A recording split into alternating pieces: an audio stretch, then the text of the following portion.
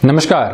बृहस्पति वरदान धनु राशि के महानुभावों के लिए मई 2020 का मासिक राशिफल किस तरह की फल सूचनाएं सामने लेकर आ रहा है, इसकी संपूर्ण चर्चा वृतांत लेकर हम आप सभी के सम्मुख हाजिर और उपस्थित हैं।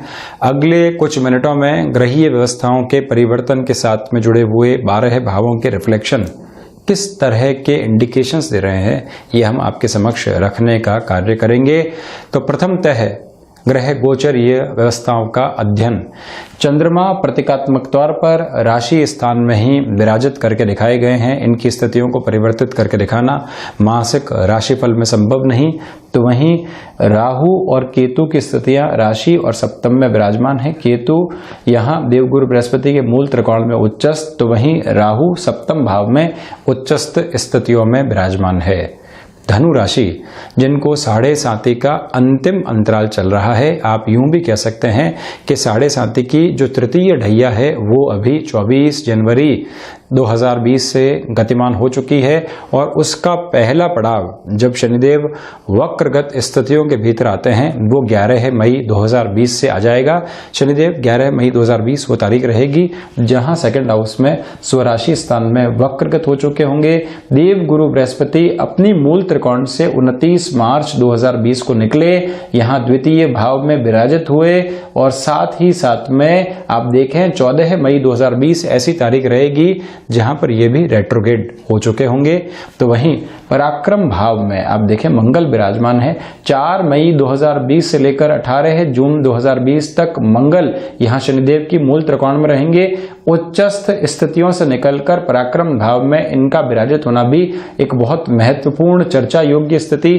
तो वहीं 6th हाउस की पोजीशंस में आप देखें 9 मई से 24 मई तक के अंतराल में मानसिक चेतना के अधिपति ग्रह युवराज वाणिज्य, वाणी और साथ ही साथ में स्व प्रबंधन की निष्णात करने वाली स्थितियां देने वाले ग्रह यहां बुध विराजित रहेंगे। सूर्य 14 मई ऐसी तारीख जहां अपनी उच्चस्थ स्थितियों से निकलकर 6th हाउस में आ जाएंगे।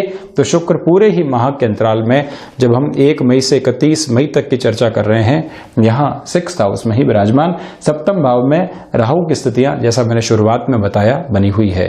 तो यहां चर्चा राशि स्थान के साथ देव गुरु बृहस्पति और केतु जब दोनों ही साथ में विराजमान थे तो वो पोजीशन अलग, किंतु अब आप देखें कि केतु जब भी अकेले यहां पर राशि स्थान में विराजित हो जाते हैं, मैंने पिछले महीने भी आपको कहा था और अभी भी कह रहा हूं कि फ्रस्ट्रेशन के अंदर, एंग्जाइटी के अंदर और त्वरित गति के साथ में निर्णय लेने से आप बचिएगा।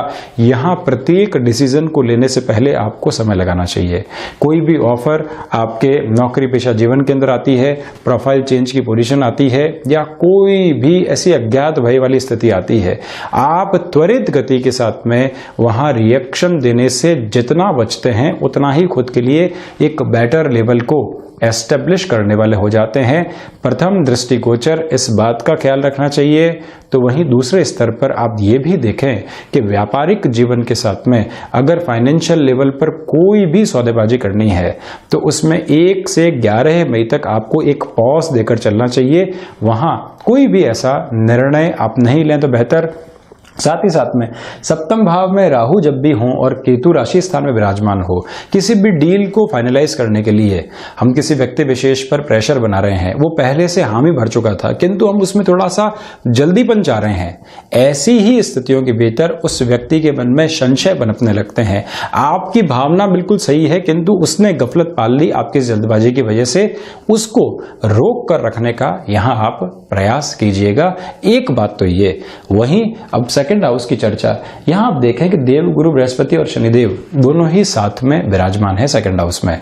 तो ऐसे स्तर के ऊपर व्यक्ति वाणी संबंधित कामकाज के अंदर अपनी प्रोएक्टिव अप्रोच को नहीं दिखा पाता और जब भी वाणी स्थान में ऐसी स्थितियां आ जाती है तो एक गंभीर पोजीशन ये भी रहती है कि आपकी हाजिर जवाबी की जो स्थितियां होती है उसमें थोड़ी सी कमी आने लगती है। और जब भी व्यक्ति ऐसी हाजिर जवाबी के स्तर के साथ में नहीं चलता है तो खुद के लिए सामने आए हुए काम को भी नेगेटिव करने का काम करता है। अपनी जो वाणी के साथ में कमिटमेंट की स्थितियां है उसको रीचेक करके चलने का प्रयास भी आपको करना चाहिए। ये तो एक बात। तो वहीं अर्थतंत्र के साथ में जो धीमापन बना हुआ था अप्रैल के महीने में और लगभग 11 और 14 मई तक के अंतराल तक, यही एक स्लगिश अप्रोच आपके लिए बनी रहेगी। किंतु जैसे ही 14 मई से 31 मई तक की हम बात करते हैं तो यहां आपके लिए फाइनेंशियल गेन की स्थितियां भी अच्छे से निकल कर आएंगी। जिस हिडन प्रॉब्लम की वजह से आप बार बार परेशान हो रहे थे या जो एक्सपोज होके सॉल्यूशन की ओर नहीं जा पा रही थी, आप देखें कि अज्ञात भय जब भी उसका चेहरा सामने आ जाता है तो व्यक्ति उसको पहचानता है और पहचान कर सॉल्यूशन की ओर भी जा पाता है।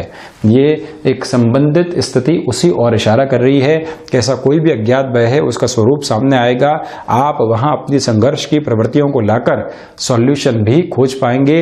भूगर्भीय व्यवस्थाओं के साथ में, स्थायित्व संबंधी कोई भी कामकाज के साथ में, या जहां पर आप देखें कि एजुकेशन और प्लस उसके साथ में चलता हुआ कोई भी कार्य विशेष है, उनमें कोई भी नया इनिशिएटिव आपको लेना है, तकनीक को जोड़ना है, वो सारे ही क्षेत्र विशेष में इस समय को सारगर्भित स्तर पर आपके लिए बेहतर कहा जा सकता है। पराक्रम भाव, मंगल पराक्रम भाव में विराजित होकर कारक भाव का नाश करने वाले नहीं होते। मैंने इसके ऊपर अभी एक कार्यक्रम भी लिया था अलग से कि ऐसा क्यों है। तो जब मंगल की ऐसी स्थितियां होगी तो आप देखें कि तकनीक संबंधी और उसमें भी इंफॉर्मेशन टेक्नोलॉजी, कोई भी अनुशासन संबंधी कार्य जहां पर समय की बहुत ज्यादा विशेषता रहती है या फिर आपको अपनी ऊर्जा के लेवल को बहुत अच्छे से दिखाना होता है। देखिए यहां सेकंड और थर्ड हाउस में एक डिफरेंस करके चलना पड़ेगा। सेकंड हाउस में आपको वाणी में गति लानी पड़ेगी, तो यहां ऊर्जा में गति अपने आप ही बनी हुई है। और जब ऐसे रिफ्लेक्शन आपकी एनर्जी के लेवल के साथ में निकल कर आते हैं तो वो कहीं पर भी आपको रुकने नहीं देते, थकने नहीं देते, और यही प्रवृत्ति हमको निरंतर गतिमान भी रखती है। इंफॉर्मेशन टेक्नोलॉजी की मैंने थर्ड हाउस की शुरुआत में बात की थी।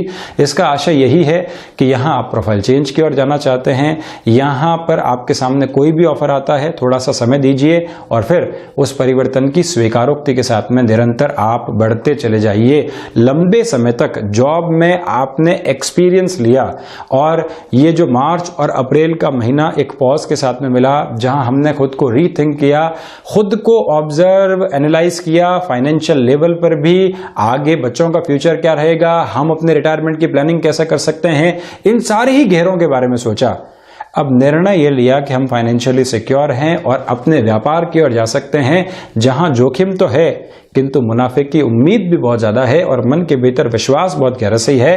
तो ऐसा इनिशिएटिव लेने की शुरुआत यहां पर की जा सकती है। इस बात में कोई भी आपको दोहराए रखने की रिक्वायरमेंट नहीं है, किंतु बहुत ज्यादा सलाह से बचिएगा। भाइयों के साथ में, मित्रों के साथ में, आसपास के लोगों के साथ में व्यक्ति उस आइडिया को बांटता है, सलाह लेता है, अपने से कम अनुभव जिस क्षेत्र विशेष में लोगों का है उन सभी से राय शुमारी करके अपनी ऊर्जा को घटाने का काम कर देता है और संभावित शिखर के साथ में जो किसी भी कामकाज में बढ़ सकता था वहां शून्य पहले से ही स्थापित कर देता है। मेरा आपसे करबद्ध निवेदन है कि ऐसा कोई भी कार्य नहीं करें जब आप फॉर श्योर है कि हाँ हम अनुभव के साथ में अब वेंचर की ओर जा सकते हैं, उसकी शुरुआत की जा सकती है।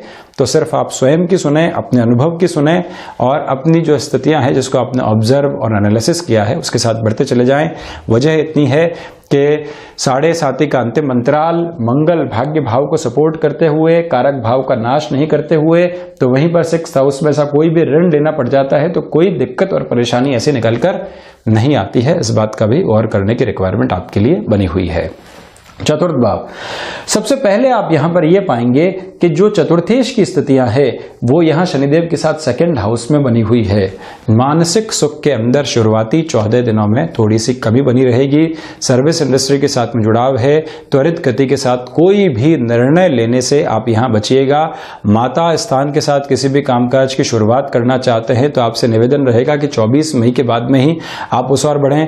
वाहन संबंधी कोई भी कार्य विशेष आपको करना है या फिर कोई भी ऐसी परचेजिंग की ओर आपको जाना है तो मैं यही कहूंगा कि इस महीने स्वयं को थोड़ा सा पॉज देना चाहिए।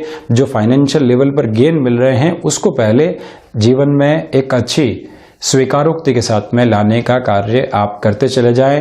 कोई भी फ्लैट आदि आपने पहले पोजीशन में ले लिया था और वहां अब आप कुछ और विचार कर रहे हैं, उसको सेल आउट करने के बारे में विचार कर रहे हैं, प्रॉफिट गेन हासिल करना चाहते हैं, तब भी यही निवेदन आपको रहेगा कि आप 29 जून 2020 तक, मई और जून दोनों ही महीनों में स्वयं को थोड़ा सा इस अंतराल में रोक कर चलिएगा।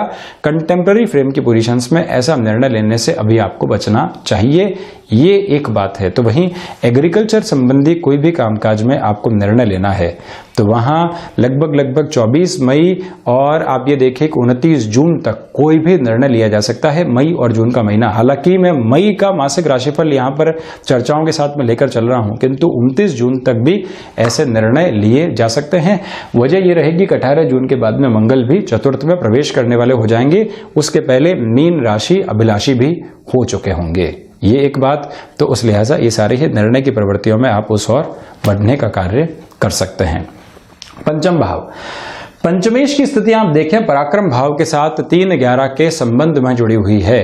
आपकी शिक्षा के भीतर जो ऊर्जा निकल कर आनी चाहिए वो निरंतर तौर के ऊपर बनी रहेगी, उसमें कहीं पर भी कोई कमी पेशी वाली पोजीशंस नहीं है।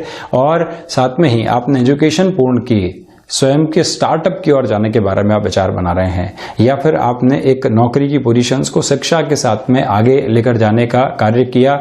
अब आप तकनीक के साथ जुड़कर अपने शिक्षा के किसी इंस्टीट्यूट को आगे खोलना चाहते हैं, या ऐसा कोई भी निर्णय आप लेना चाहते हैं जिसमें कैंडिड अप्रोच की रिक्वायरमेंट रहेगी, ये समय उस लिहाजा भी आपके लिए बहुत ज्यादा बेहतर है।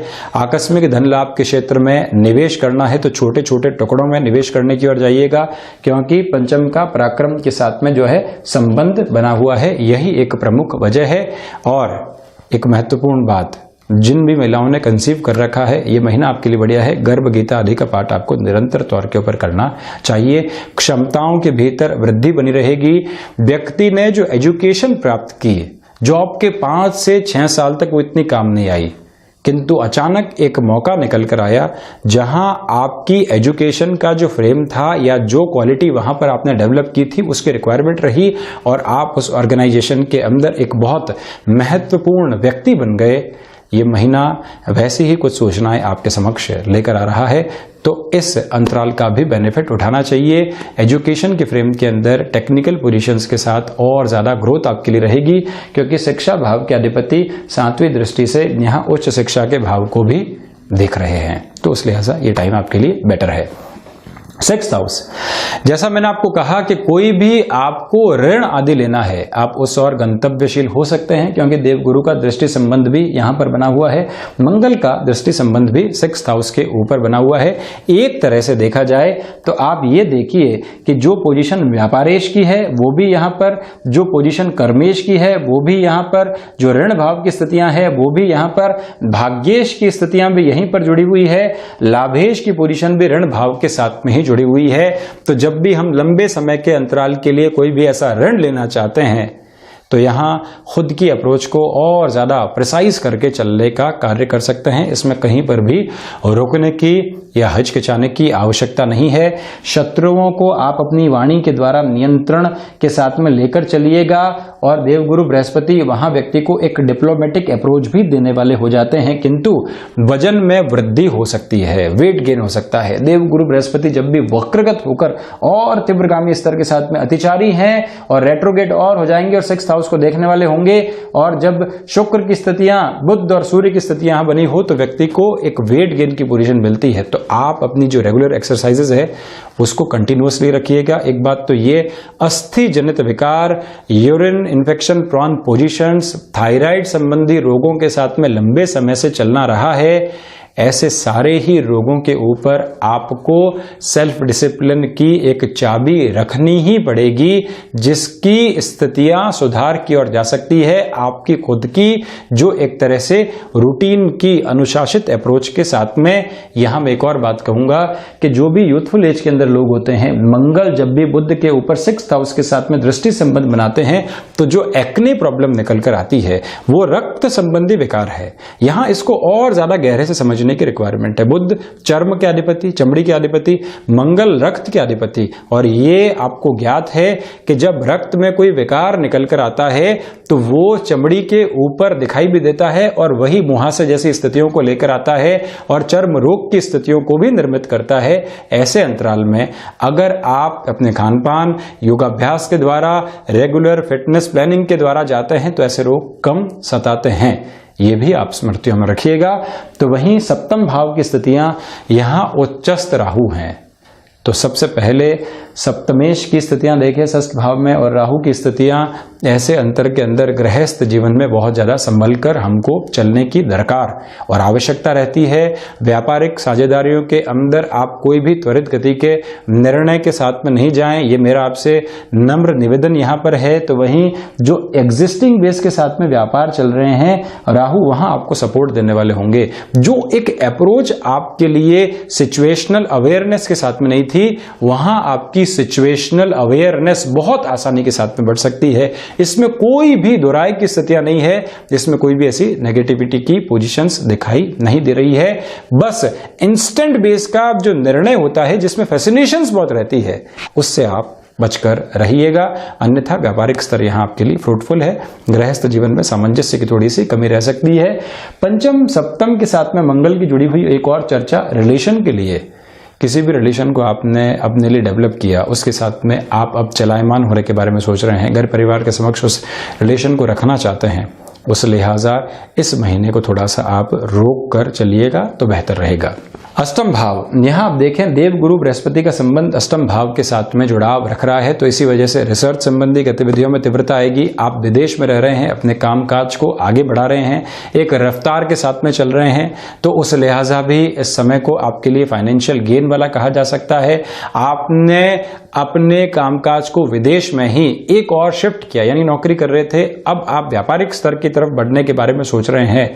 ये निर्णय भी यहां आपके लिए इंस्टेंट बेस के ऊपर लिए जा सकते हैं, कहीं पर भी इतना विचलित होने की दरकार आपके लिए नहीं रहेगी। ये बात भी आप खुद के लिए नोट करके चलिएगा। तो वहीं पर जो एक बात मैंने आपको पहले भी कही थी कि जब हिडन प्रॉब्लम्स के ऊपर रोक लगती है तो इसका अर्थ ये नहीं है कि व्यक्ति उसको इग्नोर कर दे। जब उसका एक चेहरा सामने आ रहा है तो हम उसको संघर्ष के साथ में साइडलाइन भी करें, जिससे कि आगे आने वाले समय अंतराल में ऐसी स्थितियां कहीं पर भी आपको परेशान करने वाली नहीं रहे। भाग्य भाव, भाग्येश की स्थितियां जैसा मैंने पहले भी आपको बताया षष्ठ भाव के साथ में जुड़ाव रख रही है। भाग्य रोग भाव में है, भाग्य ऋण भाव में है, भाग्य शत्रु भाव में है। तो भाग्य के साथ में संघर्ष बने रहेंगे। भाग्य की तीव्रता का इतना सहयोग नहीं है, प्रत्येक क्षेत्र विशेष के अंदर ऐसी स्थिति नहीं। मंगल प्रदान जो भी पोजीशंस है वहां भाग्य का सपोर्ट, अन्यत्र पोजीशंस के अंदर हल्के फुल्के संघर्ष रहेंगे। आध्यात्मिक चेतनाएं जो कई बार सहयोग करती है उसमें कमी, तो अनुभव जो बारंबार व्यक्ति को दिशा और निर्देश देता है, गलत और सही का भान उसके अनुभव के द्वारा करवाता है। यहाँ अनुभव और अनुभूति में बहुत फर्क है। व्यक्ति ने जो एक्सपीरियंस के साथ में एसेंस हासिल किया है वो है अनुभव, और जो उसने लगातार महसूस किया सबकॉन्शियस के अंदर जो रीडिंग एस्टेब्लिश हुई वो है अनुभूति। यहां अनुभव इतना अच्छे से सहयोग देने वाला नहीं होगा, किंतु शुक्र की स्थितियां भाग्येश में होने की वजह से आपकी जो गट फील है वो बहुत स्ट्रांग रहेगी। जहां गट फील किसी भी स्थिति को पहली बार सुनकर ये कह दे कि नहीं शायद यहां नहीं जाना है, तो वहां आप इस महीने खुद को रोक दीजिएगा, ज्यादा बेटर अप्रोच बनी रहेगी आपके लिए। दशम भाव, यहां आप देखें कि बुध रोग स्थान में ही विराजमान है, इसी वजह से प्रबंधन की स्थितियों में एक सपोर्ट मिलेगा। नौकरी पेशा जीवन में एक सम्यक स्थिति चलती चली जाएगी, बहुत बड़े उतार और चढ़ाव नहीं है। तो साथ में ही पिता के साथ कोई भी कामकाज कर रहे हैं, उनकी अनुमति के बिना आपको किसी भी ऋण आदि की ओर जाने से भी खुद को रोकना चाहिए। इच्छा शक्ति की कमी बारंबार आपको फ्लक्चुएट कर सकती है। ऊर्जा का उतार और चढ़ाव बारंबार जब किसी कामकाज के अंदर जो कि एस्टेब्लिश वर्क है वहां सताता है, तो व्यक्ति उस फ्लो के साथ में नहीं चल पाता। ये भी एक बात नोट करने लायक है। तो वहीं वर्किंग एक्सपर्टीज निरंतरता के साथ में आपके लिए बनी हुई है, इसमें कोई भी ऐसी दिक्कत और परेशानी नहीं है, ये भी बात आप ध्यान रखिएगा। एकादश भाव शुक्र की स्थितियां यहाँ जब 6th हाउस में जुड़ी हुई है, इसी वजह से मैंने कहा था कि जो मधुमेह संबंधी रोग है, यूरिन प्रॉन संबंधी पोजीशंस है, उसका बहुत ज्यादा ख्याल रखना चाहिए। हालांकि अब चर्चा सर्वांगीण लाभ की है, किंतु मैं रोग की चर्चा भी साथ में कर रहा हूं। वजह यह है कि षष्ठात षष्ठ की स्थितियां अगर इस 6th हाउस को ही राशि स्थान मान लिया जाए तो यहां से जो 6th हाउस हो जाता है वो रोग से रोग का हो जाता है। जिस तरह से अष्टमात अष्टम देखा जाता है, जिस तरह से पंचमात पंचम देखा जाता है, उसी तरह से षष्ठात षष्ठ भी देखा जाता है। तो यहां ज्यादा केयर करने की रिक्वायरमेंट, सर्वांगीण लाभ तो दिखाई देंगे, किंतु उसका जो बेनिफिट उठाना चाहिए वो इतने तीव्रगामी स्तर के साथ आपके लिए नहीं रहेगा। ये बात आप ध्यान रखिएगा। तो वहीं पर कोई भी ऐसे आकस्मिक धन लाभ के फेयर में आप नहीं फंसें जहां पर कैलकुलेशंस थोड़ी सी डिफर अप्रोच के साथ में चल रही हो, थोड़ी सी नेगेटिविटी को लेकर चल रही हो। इस बात का भी आप खुद के लिए पुरजोर तरीके से ख्याल रखिएगा ही रखिएगा। ये मेरा आपसे नम्र निवेदन है। द्वादश भाव, अब यहां आप मंगल की स्थितियां देखें कि द्वादशेश पराक्रम के भीतर विराजमान है। व्यय के साथ में आपका पराक्रम जुड़ा हुआ है। भले ही वाणी का त्वरित व्यय हो, भले ही आपके विचारों का त्वरित व्यय हो, भले ही आपके डिसीजंस के अंदर जो एक तरह से सम्यक स्तर बना रहता है, जिसमें धैर्य भी है और जिसमें इंडिकेशंस भी तीव्र है। एक व्यक्ति को आपको व्यापार के लिए जवाब देना है तो वो दो तरीके से कार्य करती है। एक तो आप पेपर क्लियर अप्रोच में कमिट कर जाएं, एक आप वाणी के साथ में कमिटमेंट कर जाएं, और तीसरी स्थिति आप उसको अपनी बॉडी लैंग्वेज के द्वारा पॉजिटिविटी बता दें। यहां तीसरा तरीका सबसे महत्वपूर्ण है। ऐसी कोई भी डील सामने आ रही है, आप अपनी बॉडी लैंग्वेज के द्वारा उस व्यक्ति को एक पॉजिटिविटी दर्शा दें। न तो हमने पेपर क्लियर अप्रोच के ऊपर कमिटमेंट किया और न ही हमने वाणी के साथ में कोई भी ऐसा एक तरह से क्लियर कट उसको अप्रोच को थ्रो करने का काम किया। तीसरी स्थिति के साथ में आप चलते हैं तो ज्यादा बेटरमेंट रहेगा। और जब कोई भी ऐसी स्थिति थोड़े से समय के लिए चलती है तो हमारे लिए मुनाफे की भी उम्मीद रहती है, किंतु कोर्ट कचहरी संबंधित मामलात में जितना धैर्य रखते हैं उतना ही बेहतर रहेगा आपके लिए। तो ये था बृहस्पति प्रदान द्विस्वभाव्य प्रदान राशि के महानुभावों के लिए मई 2020 का मासिक राशिफल। हमने ऐसी ही चर्चाओं के साथ निरंतर हाजिर होंगे। धन्यवाद और हृदय से आभार।